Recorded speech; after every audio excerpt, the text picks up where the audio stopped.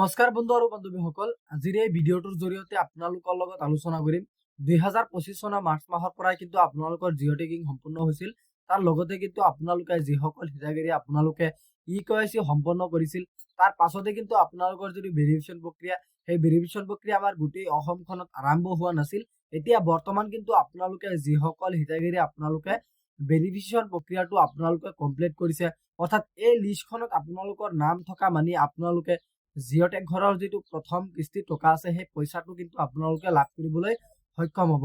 গতিকে এতিয়া আপোনালোকক প্ৰথমতে দেখুৱাই দিম যে আপোনালোকে ভেৰিফিকেশ্যন যিটো লিষ্ট আছে সেই লিষ্টখন আপোনালোকে আপোনালোকৰ মোবাইলৰ জৰিয়তে কেনেকৈ চেক কৰিব পাৰিব।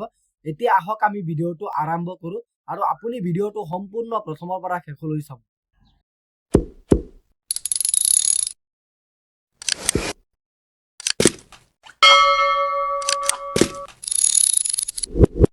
আপোনালোকে জিঅ' টেগ ঘৰৰ যিটো ভেৰিফিকেশ্যন লিষ্টখন এইটো চেক কৰিবলৈ হ'লে কিন্তু আপোনালোকৰ মোবাইল ফোনটো আপোনালোকৰ অপেন কৰিব লাগিব। অপেন কৰি পেলাই আপোনালোকে যিকোনো এখন ব্ৰাউজাৰটো আপোনালোকে চিলেক্ট কৰিব লাগিব। তো মই ক্ৰম ব্ৰাউজাৰটো চিলেক্ট কৰি লৈছোঁ। আপোনালোকে গুগল ক্ৰম ব্ৰাউজাৰটো আপোনালোকে বা এইটোৱে আপোনালোকে চিলেক্ট কৰি ল'ব আৰু চিলেক্ট কৰাৰ পাছত আপোনালোকে ইয়াত চাৰ্চ কৰিব লাগিব PMAYC.NIN। গতিকে আপোনালোকে এইটো চিলেক্ট কৰিব। এইটো চিলেক্ট কৰাৰ পাছত আপোনালোকে তলফালে স্ক্ৰল ডাউন কৰিব। তলফালে স্ক্ৰল ডাউন কৰাৰ লগে লগে আপোনালোকে ইয়াত এখন অপশ্যন চাব F.6 FTO ট্ৰানজাকশ্যন চামাৰি বুলি আপোনালোকৰ লিখা থাকিব। আপোনালোকে চিম্পলি এইটোত এখন ক্লিক কৰিব। এতিয়া কিন্তু আপোনালোকৰ সন্মুখত চাব বহুতখিনি অপশ্যন আপোনালোকে ইয়াতে পাই যাব। তো প্ৰথমতে আপোনালোকে ইয়াত ছাইডত চাব দুখন অপশ্যন দিয়া হৈছে, এখন বেক আৰু এখন হোম। গতিকে আপোনালোকে হোম অপশ্যনত এটা ক্লিক কৰিব। যেতিয়া নেকি আপোনালোকে হোম অপশ্যনত এটা ক্লিক কৰিব, তাৰ পাছতে কিন্তু আপোনালোকৰ যিটো ৱেবছাইট আছে সেই ৱেবছাইটখন আপোনালোকৰ মানে মুকলি কৰা হ'ব।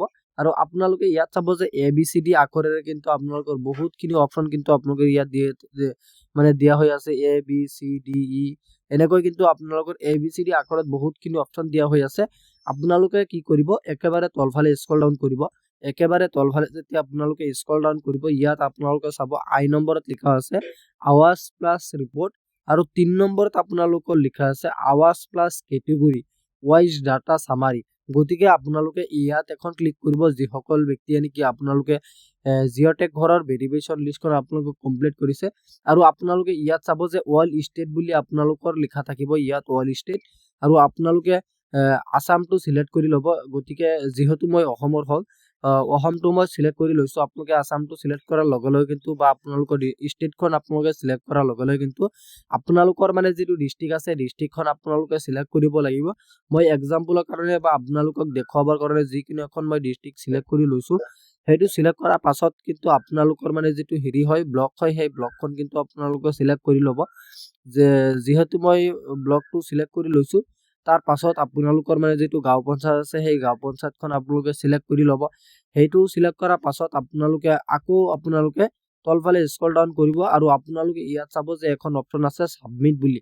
আপোনালোকে চিম্পলি ছাবমিটত এখন ক্লিক কৰি দিব। যেতিয়া নেকি আপোনালোকে ছাবমিটত ক্লিক কৰি দিব, তাৰ পাছতে কিন্তু আপোনালোকৰ যিটো লিষ্ট আছে সেই লিষ্টখন ওলাই পৰিব। এতিয়া প্ৰথমতে ইয়াত এইখিনি জেগাত আপোনালোকে এটা কথা লক্ষ্য কৰিব, ইয়াত এটা কথা লক্ষ্য কৰিব, প্ৰথমতে চিৰিয়েল নম্বৰটো থাকিব, তাৰপিছত যিটো ডিষ্ট্ৰিক্ট আছে ডিষ্ট্ৰিক্টখন থাকিব, তাৰপিছত ব্লকৰ নাম থাকিব, পঞ্চায়তৰ নাম থাকিব। তাৰ পাছতে আপোনালোকে বহুতে কুৱেশ্যন কৰি সুধি থাকে, দাদা আমি ৰেজিষ্ট্ৰেশ্যন নাম্বাৰখন কেনেকৈ লাভ কৰিব পাৰিম।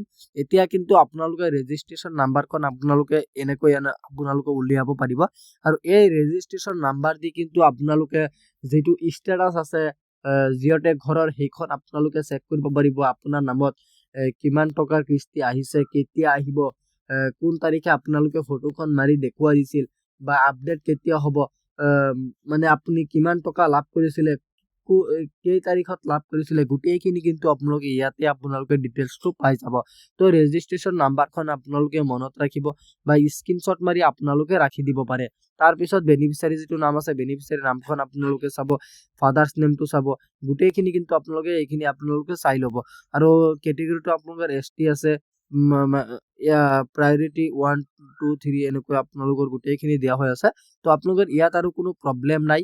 ইয়াত যদি আপোনালোকৰ নাম থাকে তেনেকুৱাকৈ কিন্তু আপোনালোকে জিঅ' টেগ ঘৰৰ প্ৰথম কিস্তি টকা আপোনালোকে লাভ কৰিবলৈ সক্ষম হ'ব। গতিকে আজি ইমানখিনি আছিলে আপোনালোকক দিবলগীয়া ইনফৰমেশ্যন। আশা কৰিছোঁ ভিডিঅ'টো চাই ভাল পালে। যদি ভিডিঅ'টো চাই ভাল পালে তেন্তে ভিডিঅ'টোত এটা লাইক কৰি দিব আৰু আপুনি যদি আমাৰ চেনেলত নতুন হৈছে প্লিজ আপুনি আমাৰ চেনেলটো ছাবস্ক্ৰাইব কৰিবলৈ নাপাহৰিব। ধন্যবাদ থাকিল সকলোলৈ। জয় আই অসম।